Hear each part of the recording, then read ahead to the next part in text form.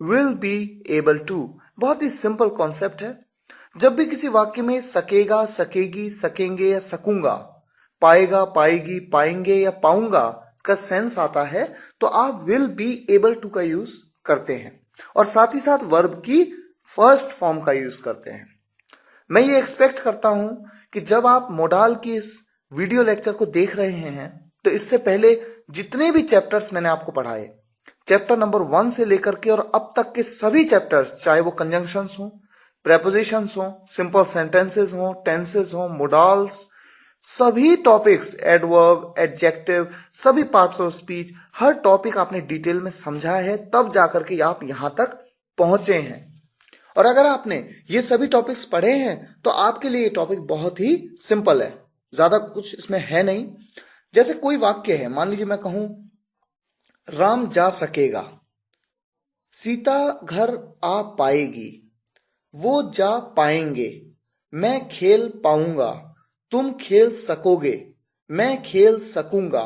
तो सकेगा, सकेगी, सकेंगे, सकूंगा या पाएगा, पाएगी, पाएंगे, पाऊंगा, ऐसा सेंस जब किसी वाक्य में आता है तो वो मोडाल सेंस है। क्यों है ये बात? मोडाल के डेफिनेशन में मैंने आपको बताई थी कि मोडाल हेल्पिंग वर्ब्स का एक्चुअली रोल होता क्या है। एग्जाम्पल देखिए आपके सामने है। मैं कहूं अमन खेल पाएगा, Aman will be able to play. तो पाएगा के लिए will be able to, subject आपके सामने है अमन, और खेलना क्रिया है, क्रिया की फर्स्ट फॉर्म प्ले का यूज आपने किया। कुछ भी डिफिकल्ट नहीं है। यहां पर मैं चारों टाइप के सेंटेंस ले लेता हूं, अफर्मेटिव, नेगेटिव, इंटेरोगेटिव और नेगेटिव इंटेरोगेटिव बिना WH फैमिली के, और फिर कुछ एग्जांपल्स WH फैमिली के साथ भी लूंगा।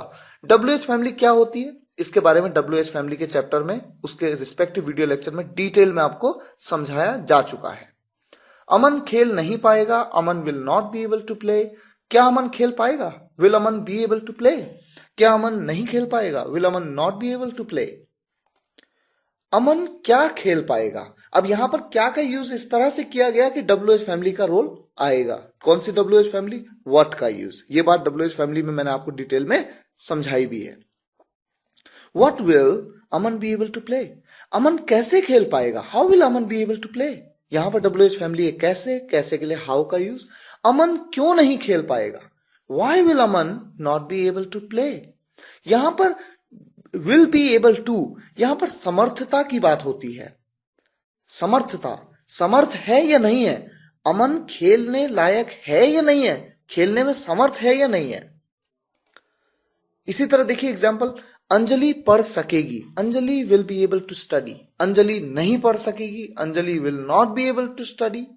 अच्छा, यहां पर डिपेंड ये भी करता है कि आप किस पढ़ने की बात कर रहे हैं। या तो आप ये कहते हैं कि अंजलि पढ़ सकेगी या नहीं सकेगी, मान लीजिए वो BA कर सकेगी, BSc कर सकेगी, BCom कर सकेगी, BTech कर सकेगी, आप उसकी पढ़ाई के बारे में बात कर रहे हैं। लेकिन अगर वहां पर तो स्टडी का आप यूज करते हैं, लेकिन अगर मैं ये कहूं कि अंजलि किताब नहीं पढ़ सकेगी क्योंकि वो अनपढ़ है, फॉर एग्जाम्पल वो इलिटरेट है और वो नहीं पढ़ सकेगी, तो यहां पर पढ़ने के लिए मैं रीड का यूज करूंगा। तो यहां पर मैंने स्टडी का यूज किया है, ये मानते हुए कि मैं किस पढ़ने की बात कर रहा हूं? पढ़ाई की बात कर रहा हूं।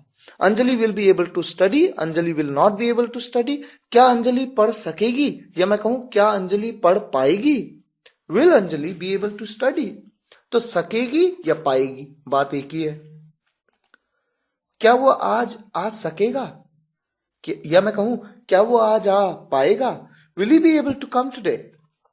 मैं पार्क नहीं आ सकूंगा, I will not be able to come to park.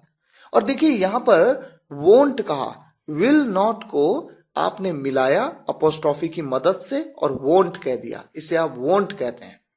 और ये बात अपोस्ट्रोफी के वीडियो लेक्चर में डिटेल में समझाई है मैंने कि किस तरह से एक हेल्पिंग वर्ब को नॉट के साथ मिला करके अपोस्ट्रोफी की मदद से आप छोटा कर देते हैं। क्या वे लोग मुझसे मिल पाएंगे? Will those people be able to meet me? और साथ ही साथ कहा will be able to, will those people be able to see मी।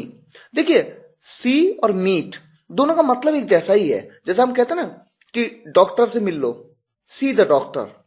तो डॉक्टर को देखो, देखने का मतलब ये नहीं है कि आप वहां बैठेंगे और आप उन्हें देखेंगे, केवल आप जाएंगे देखेंगे। क्यों देखेंगे? क्योंकि आप मिलने गए हैं। तो सेंस मीट सी का सेम है यहां पर। Will those people be able to meet me या सी मी?